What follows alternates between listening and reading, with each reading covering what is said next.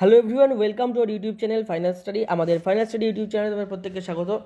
তো আজকে আমরা এএনএম জিএনএম যে 2024-এর পরীক্ষাটা হলো সেখানে কাট অফ কেমন যাবে সেটা নিয়ে কিন্তু আলোচনা করব। ঠিক আছে, যে তোমাদের কাট অফ কেমন হতে পারে তোমরা যারা পরীক্ষা দিয়ে এসেছো তোমরা জানো। এর আগেই আমরা একটা ভিডিও করে দিয়েছি যেখানে কিন্তু আমরা অ্যান্সার কি নিয়ে আলোচনা করেছি। ফুল অ্যান্সার কি, সম্পূর্ণ সব সাবজেক্টের অ্যান্সার কি কিন্তু একটা ভিডিওতেই তোমাদের করে দিয়েছি। যারা যারা ভিডিওটা দেখোনি ওই ভিডিওটা দেখে তোমরা দেখে নাও যে তোমাদের কত নাম্বার আসছে।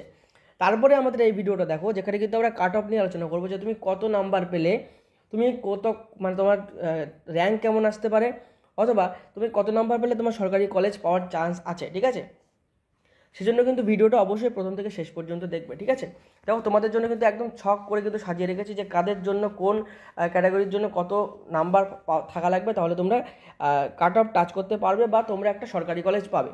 এখানে তোমাদেরকে বলে রাখি, এএনএম জিএনএমের যে কাউন্সেলিং হবে সেই কাউন্সেলিংয়ে তোমাদের বলবো তোমরা যেমনই নাম্বার পেয়ে থাকো, অন্তত যাদের একটা ডিসেন্ট নাম্বার আছে যেটা আমরা আজকে আলোচনা করব, প্রত্যেকে কিন্তু কাউন্সেলিংয়ে অংশগ্রহণ করবে। কাউন্সেলিং কিন্তু তোমাদের 3টে ধাপে হবে। প্রথমে কিন্তু তোমাদের অ্যালটমেন্ট বেরোবে, ঠিক আছে, তারপরে কী হবে, তারপরে আপগ্রেডেশন হবে, আপগ্রেডেশনের পরে কিন্তু মপ আপ রাউন্ড হবে। ঠিক আছে, 3টে যে তোমার মাধ্যম আছে এই মাধ্যমের মধ্যে দিয়ে কিন্তু কাউন্সেলিং হবে। ছেলেরা মেয়েরা উভয় কিন্তু কাউন্সেলিংয়ে অংশগ্রহণ করবে। একটা কথা বলে দিচ্ছি, এনএমের ক্ষেত্রে এনএম জিএনএমের ক্ষেত্রে যে ছেলেরা আছে তাদের কিন্তু একটু কম্পিটিশন বেশি থাকে।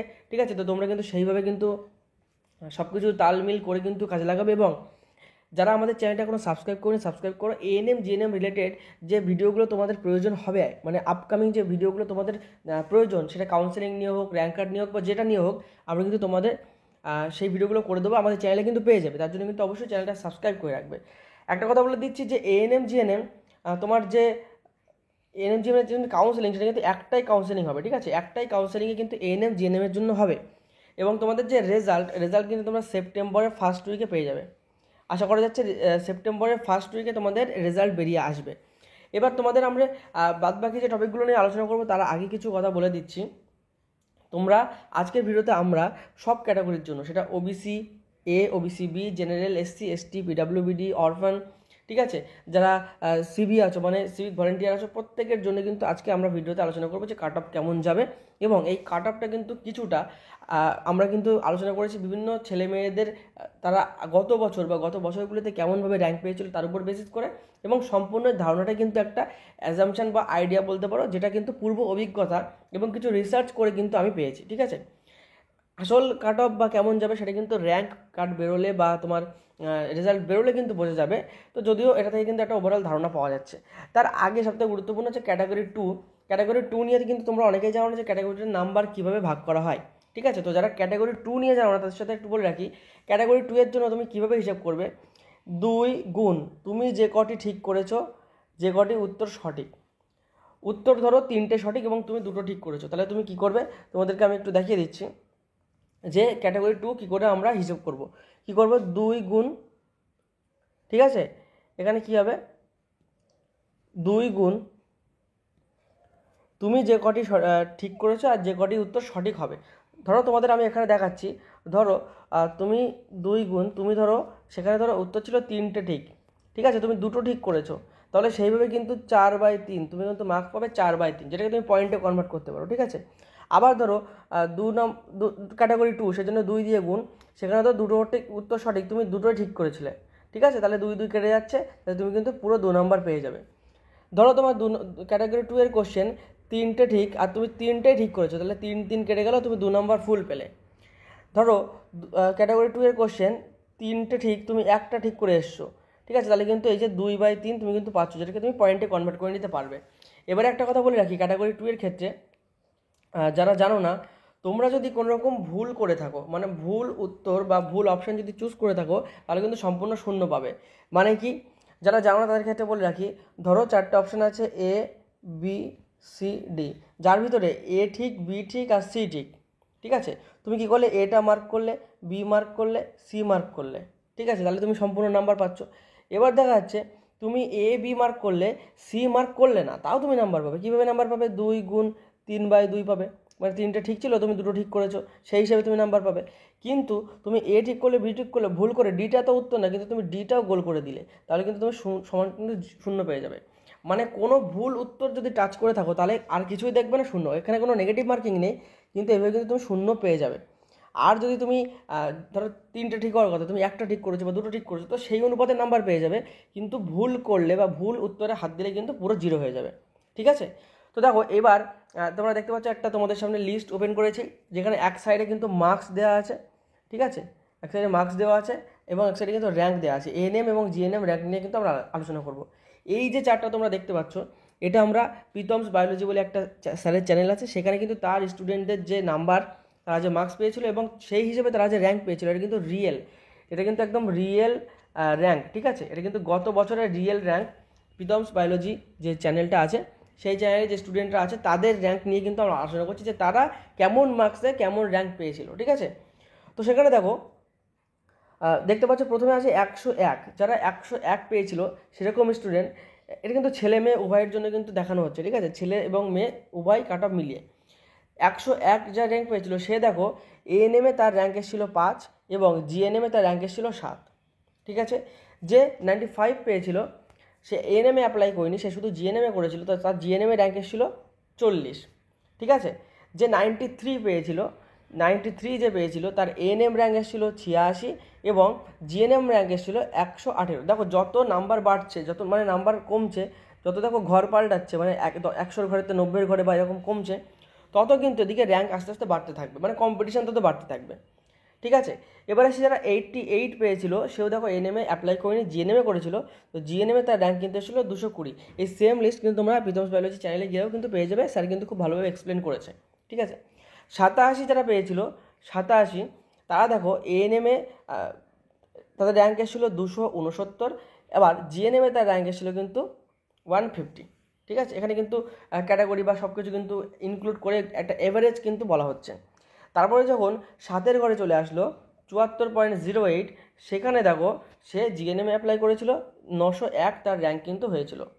নেক্সট আসে 62, যখন 6-এর ঘরে মানে অনেকটা কিন্তু কমে আসলো, তখন দেখতে পারো এএনএম র্যাঙ্ক বেড়ে 1000-এ মানে 1500-এর ঘরে চলে গেছে 1041, ঠিক আছে? এর মধ্যেও অনেকেই হয়তো অ্যাপ্লাই করেছিল যাদের কিন্তু 74-এর পরে হয়তো এখানে তাদের 72, ঠিক আছে?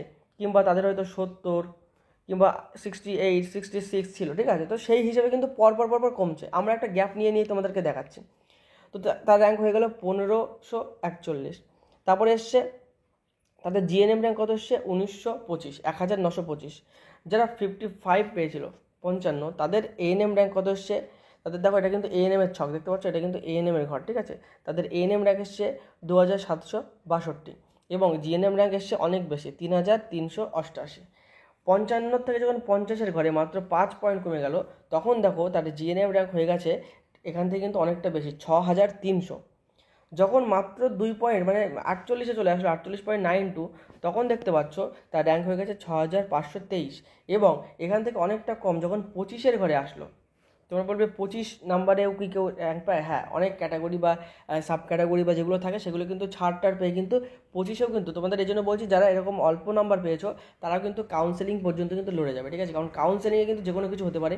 তোমরা এখানে জানো যে কাউন্সেলিং হয়, কাউন্সেলিংয়ের পরে আরও বিভিন্ন রকম যে ধাপগুলো আছে তার ভিতরে যায়, তারপরে স্পট কাউন্সেলিং হয়, ঠিক আছে? স্পট কাউন্সেলিংয়ে কিন্তু প্রচুর কম নাম্বারেও কিন্তু ছেলেমেয়ে চাকরি পেয়ে যায়। সুতরাং হাল ছাড়লে হবে না।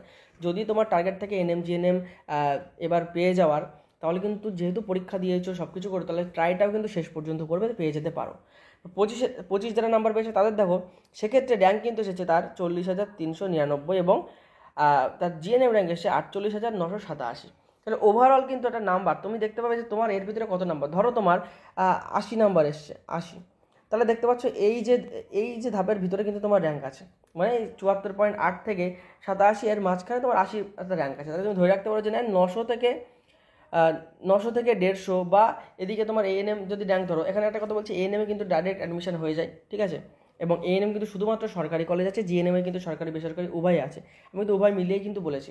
তাই দেখতে পাচ্ছ 901, 150 এর মধ্যে তোমার একটা র্যাঙ্ক চলে আসবে যদি 80 পেয়ে থাকো, ঠিক আছে? যদি তুমি দেখো যে আমার 50 কিংবা 55 হচ্ছে, তাহলে ধরে রাখতে পারো তোমার এই 6000 থেকে 3000-এর মধ্যে একটা র্যাঙ্ক আসতে পারে, ঠিক আছে? এটা একটা ওভারঅল ধারণা, যেটা কিন্তু র্যাঙ্ক পাবলিশ হলে, কারণ তোমরা জানো যে এই কাট অফ কিন্তু অনেক কিছুর উপর ডিপেন্ড করে। কিসের উপর ডিপেন্ড করে?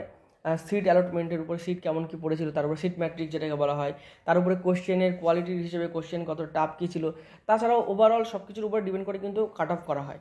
এরপরে কিন্তু আমরা এখন কিন্তু আমাদের এখানে শেষ না, এরপরে আমরা কিন্তু জানবো যে তুমি জেনারেল হলে তোমার ক্যাটাগরি ওয়াইজ কতটা র্যাঙ্ক আসা উচিত বা তুমি কতটা পেতে পারো। তার আগে একটা বলছি আবারও যে চ্যানেলটা কিন্তু সাবস্ক্রাইব করে রাখো। এএনএম জিএনএম রিলেটেড সব রকম খুঁটিনাটি তথ্য কিন্তু এবার থেকে আমাদের চ্যানেলে কিন্তু আসবে, ঠিক আছে, যেগুলো কিন্তু তোমাদের আপকামিং যে স্টেপসগুলো আছে সেগুলোতে কিন্তু খুবই হেল্পফুল হবে, ঠিক আছে। তো তার জন্য কিন্তু অবশ্যই সাবস্ক্রাইব করে রাখো এবং ভিডিওটা লাইক করে দাও যদি ভালো লেগে থাকে। এবং তোমরা যদি চাও যে এর পরবর্তীতে কোনো টপিকে যদি ভিডিও চাও অবশ্যই কমেন্ট করবে, সেই টপিকের ভিডিও কিন্তু আমরা করে দেবো, ঠিক আছে। এবার দেখো তোমাদের বলছি যে এনএম কাট আপ যে 2024 বা 2024 সেখানে ক্যাটাগরি ওয়াইজ কেমন তোমাদের কিন্তু র্যাঙ্ক আসতে পারে বা ক্যাটাগরি ওয়াইজ তোমরা কেমন নাম্বার পেলে একটা সরকারি কলেজ পাবে, ঠিক আছে। সরকারি কলেজ পাওয়ার জন্য তোমাদের কত নাম্বার আসতে পারে। যারা জেনারেল আছো তারা যদি 58 থেকে 60-র মধ্যে আসতে পারো তাহলে কিন্তু ভাবতে পারো যে না তোমাদের কিন্তু সুযোগ আছে। ওবিসি বি যারা 55 থেকে 58-র মধ্যে যদি তোমাদের নাম্বার আসে তাহলে ভাবতে পারো যে না একটা কিন্তু চান্স আছে সরকারি কলেজ পাওয়ার। ওবিসি এ এর ক্ষেত্রে 50 থেকে 55 চলে যাচ্ছে সেই নাম্বারটা, এসসিদের ক্ষেত্রে 45 থেকে 50, এসটিদের ক্ষেত্রে 25 থেকে 30-এর মধ্যে থাকতে হবে, ইডাব্লিউএস 40 থেকে 45, সিবি মানে সিভিক ভলেন্টিয়ার বা যারা সিভিক লাইনে আছো তাদের জন্য কিন্তু 50+, কারণ কি সিভিক লাইনে কিন্তু কম্পিটিশান বেশি হয়, কারণ কি প্রত্যেকেই কিন্তু দেখো এসব সার্টিফিকেট বানিয়ে নিয়ে কিন্তু অ্যাপ্লাই করছে। তো সিভিক ভলেন্টিয়ার বা সিবিতে যারা আছে তারা কিন্তু 50+ যদি মার্কস করে থাকো তাহলে কিন্তু একটা চান্স আছে। অরফান বা পিডাব্লিউডি যারা আছে দেখতে পাচ্ছ অরফান এবং পিডাব্লিউডি তাদের কিন্তু সবারই কিন্তু একটা সুযোগ আছে কাউন্সেলিংয়ে কিন্তু পেয়ে যাওয়ার। পিডাব্লিউডি অরফান যারা তারা প্রত্যেকেই কাউন্সেলিংয়ের জন্য অ্যাপ্লাই করবে এবং শেষ মুহূর্ত পর্যন্ত লড়বে। এখানে আশা করা যাচ্ছে তোমরা সরকারি কলেজ কিন্তু পেয়ে যাবে শেষ মুহূর্ত পর্যন্ত যদি লড়তে থাকো, ঠিক আছে। পিডাব্লিউডি যারা আছো তাদের ক্ষেত্রে বলে রাখছি তোমাদের কিন্তু একদম অফিসিয়ালিভাবে কিন্তু তোমাদের মেডিকেল করা হবে, তারপরে কিন্তু তোমাকে পিডাব্লিউডি ক্যাটাগরিতে ফেলা হবে। তখন যদি তুমি কোয়ালিফাই করো তবে তোমাকে পিডাব্লিউডি কিন্তু ধরা হবে, ঠিক আছে। তাহলে ওভারঅল একটা ধারণা কিন্তু এখান থেকে পেয়ে গেলে যে না ক্যাটাগরি ওয়াইজ বা কাস্ট ওয়াইজ কত নাম্বার পেলে তোমাদের একটা চান্স থাকছে। এবার তোমরা কমেন্টে করো যে তোমাদের কত নাম্বার এসছে, ঠিক আছে, তুমি আদৌ চান্স পাবে কিনা, মানে জাস্ট আমরা একটা বেসিক ধারণা থেকে কী বলতে পারি যে আমাদের চান্স আছে কি নেই।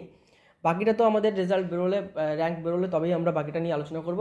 র্যাঙ্ক বেরোলে অবশ্যই তোমাদের জন্য আরও একটা আমি কাট অফের ভিডিও করব, যেটা কিন্তু অনেকটা সায়েন্টিফিক্যালি হবে। এটা কিন্তু একটা অ্যাজাম্পশনের উপরে হয়েছে যে বিগত বছরগুলো দেখে সেটার উপর ডিপেন্ড করে। কিন্তু আগামী যে তোমাদের র্যাঙ্ক বেরোবে যখন তখন কিন্তু নতুনভাবে একটা কাট অফের আলোচনা করব। তার সাথে সাথে খুঁটিনাটি তথ্য সব কিছু নিয়ে আমাদের চ্যানেলে কিন্তু ভিডিও পাবে। তার জন্য কিন্তু সাবস্ক্রাইব করে রাখো। যারা 2025-এর এনএম জিএনএম ক্যান্ডিডেট তাদের বলবো তোমরা কিন্তু এবারের এনএম জিএনএমটাকে ভালোভাবে অবজার্ভ করো, কোশ্চেন অবজার্ভ করো, কাট অফ অবজার্ভ করে কিন্তু তোমরা প্রিপারেশান শুরু করো, ঠিক আছে। আমরা 2025-এর এএনএম জিএনএম ব্যাচ এখনও শুরু করিনি, আমরা শুরু করব। তোমরা যদি মনে করো প্রিপারেশান নেবে তাহলে কিন্তু এখন থেকে যোগাযোগ করে রাখতে পারো, যেই আমরা ব্যাচ শুরু করবো তোমাদের সাথে কন্ট্যাক্ট করে নেবো, ঠিক আছে। তো এই পর্যন্তই ছিল আজকের ভিডিও। কাট অফ নিয়ে একটা ওভারঅল ধারণা আশা করি পেয়েছো এবং এখান থেকে হয়তো তোমাদের কিছুটা হলেও হেল্প হবে যে না একটা আশা আলো দেখতে পাবে যাদের নাম্বার কত কী আছে। কমেন্ট করবে অবশ্যই, তাহলে বুঝতে পারবো। দ্বিতীয়ত একটা কথা বলছি, প্রত্যেকে কিন্তু মন খারাপ করবে না, কারণ কাট অফ কোন বছর কেমন যাবে সেটা কিন্তু অবশ্যই আগে থেকে বোঝা যায় না। তোমাদের অনেকের নাম্বার কম এসেও কিন্তু তোমরা পেয়ে যেতে পারো একটা কলেজ। এবং একটা কথা বলছি, এই মুহূর্তে তোমাদের যেহেতু পরীক্ষাটা হয়ে গেল, এখন থেকে বিভিন্ন রকম কোম্পানি বিভিন্ন রকম প্রাইভেট কলেজেস থেকে কিন্তু তোমাদের ফোনে মেসেজ আসবে, ফোন আসবে যে আমাদের কলেজে ভর্তি হয়ে যাও, আমাদের কলেজে ভালো ফ্যাসিলিটি আছে, এই আছে ওই আছে, ব্যাঙ্গালোরে চলো, দিকে চলো। একটা কথাই তোমাদেরকে বলবো, তোমরা কিন্তু সব কিছু বুঝে শুনে নেবে, প্রতিটা ডিসিশন তোমার উপরে ডিপেন্ড করছে, ঠিক আছে, কিন্তু তুমি বুঝে শুনে নেবে। আমাদের সাথেও অলরেডি কিন্তু অনেকগুলো প্রাইভেট কলেজেসের কিন্তু যোগাযোগ আছে, ঠিক আছে। তো সেখানে ভর্তি হও বা যেখানে ভর্তি হও, একটাই কথা বলবো, তোমরা নিজে থেকে কিন্তু ভেরিফাই করে নেবে যে এখানে গেলে আমি কী পারছি। সেখানে যেসব স্টুডেন্টরা পড়েছে আগে তাদের কাছ থেকে ফিডব্যাক নেবে। যদি মনে করো যে না আমি ভর্তি হতে চাই বা আমি প্রাইভেট কলেজে করতে চাই, তাহলে সবথেকে ভালো যেটা হবে সেই সব কলেজে যেসব স্টুডেন্টরা এর আগে বিগত বছরগুলোতে পড়েছে তাদের ফিডব্যাক নিতে হবে, তারা কি বলছে, ঠিক আছে। এবং এখন কিন্তু অনেকেই চাবে যে বিভিন্ন রকম ডিসকাউন্ট দিয়ে অমুক তমুক করে তোমাকে বিভিন্ন কলেজে ঢুকিয়ে দিতে, তো সেদিক কিন্তু তোমাদেরকে কিন্তু নজর রাখতে হবে, ঠিক আছে।